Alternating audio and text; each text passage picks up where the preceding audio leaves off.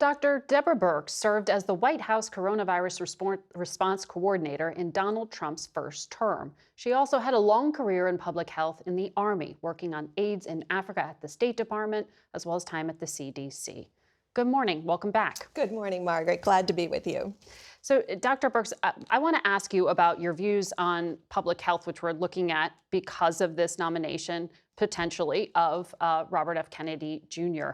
HHS has wide portfolio here. Vaccines, medicine, oversees Medicare, regulates food, beauty products, baby formula, reproductive health care. What would the impact be of having someone without government experience in that top job?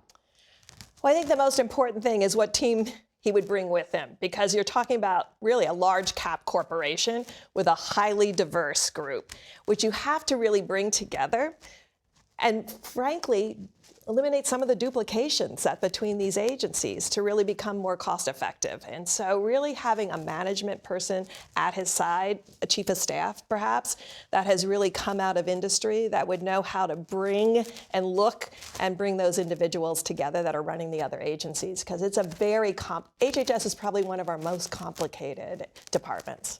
So you're saying people with experience around him, we need to look at those lower level appointees Mr. Trump might make. Well, what's so interesting with RFK Jr. is how he has in some ways tapped into this health movement in America.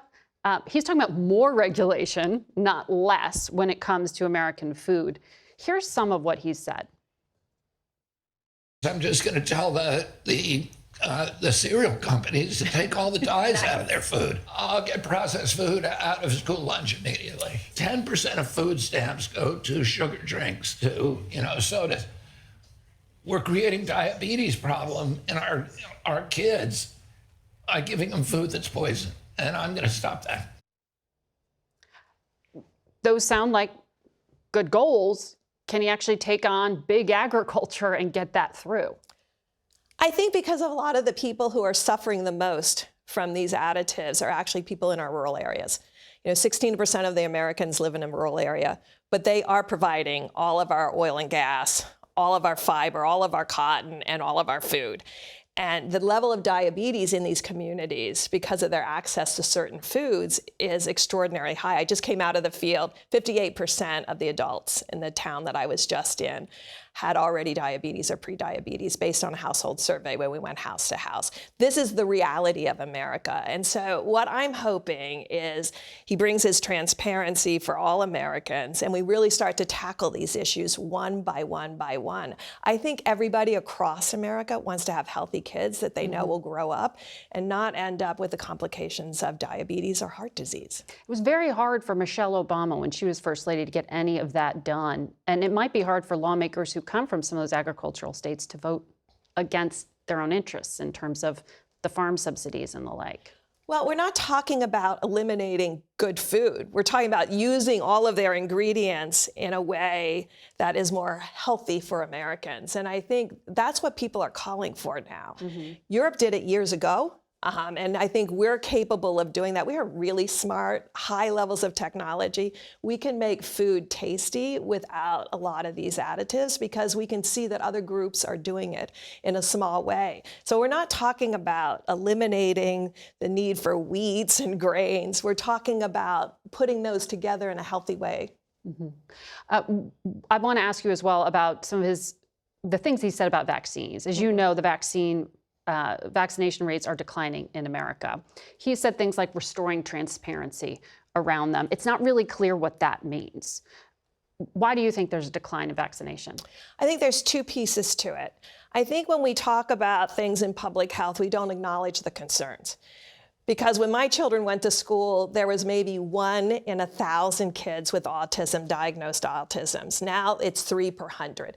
So every mom is seeing a classroom of kindergartners where one of the children has autism. That's scary to moms and dads. They want to know why. So it's not good enough for us to just say vaccines don't cause autism. It's us finding what is the cause of autism and reverse it. A lot of people would absolutely agree that it is ridiculous that there isn't a lot of research and established causation of autism. But what he has said in the past is that autism is caused by vaccines. And there's no scientific basis for that conclusion, as I understand it. That's correct. And so that's why when he talks about transparency, I'm actually excited that in a Senate hearing, he would bring forward his data, and the questions that come from the senators would bring forth their data. What I know for sure is he's a very smart man who can bring his data and his evidence base forward, and we can have a discussion that many Americans believe already is a problem. So until we can have that transparency and that open discussion from both sides, I know the members have incredible staffers who will bring great questions from their constituents, and that hearing would be a way for Americans to really see the data that you're talking about, that we can't see that causation right now, but what is causing it? And so you're absolutely right. Addressing what the cause is will be critical. And I think what has confused people is we weren't clear about what COVID vaccines do and don't. And so now people are questioning, well, what do my childhood vaccines do and don't? And they don't understand that some of the vaccines that their children are getting protect them from both disease and create herd immunity. And some of them that they get are just for their child, like H-flu and Pneumovax, to protect their child from getting very serious illness. And we're just not explaining all of this correctly. Well, and that's why the messenger matters so much on this, does. which is why his past statements are being scrutinized. You worked on AIDS for a good part of your career. He has said that he doesn't take a position on the relationship between HIV and AIDS, but then he laid out alternative theories in his book and said Dr. Fauci never produced a study to demonstrate his hypothesis using accepted scientific proof.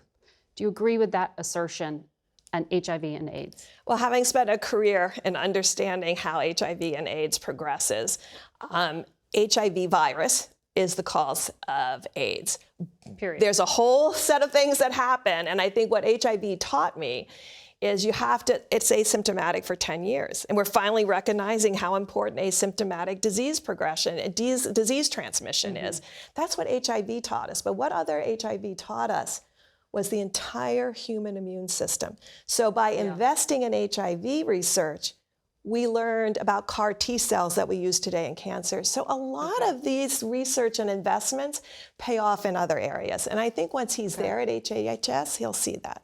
If he's open to the data. Dr. Birx, thank you.